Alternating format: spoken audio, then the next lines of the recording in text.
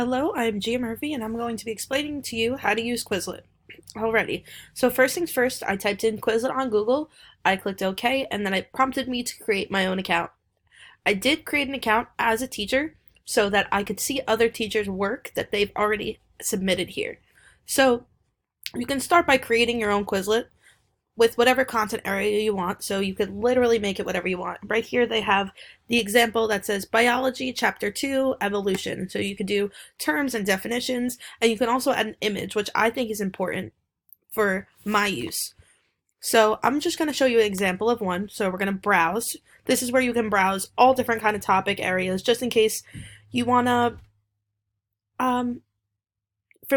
familiarize yourself with the terms in these categories, but for now I'm going to be clicking on math because that's what I will be teaching in my future classroom. I would also love to teach algebra, so we're going to click on the algebra tab right here.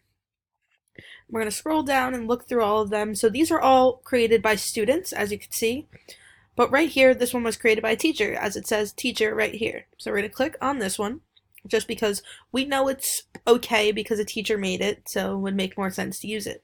So this gives you terms, a bunch of math terms, with the term, the definition, and then an image.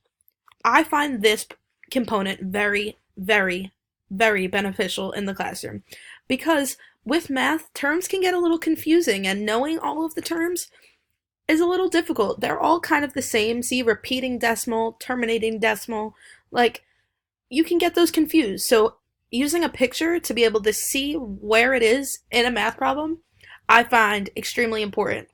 It helps students familiarize themselves in word problems, makes it easier for them to understand and do all of this.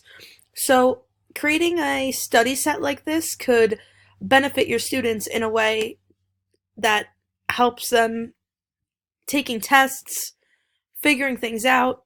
I find it very beneficial. And the fact that you don't even have to create it yourself. It saves you as a teacher time as well. So I find this tool very beneficial, and I hope that you'll use it in your future classroom. Thank you so much.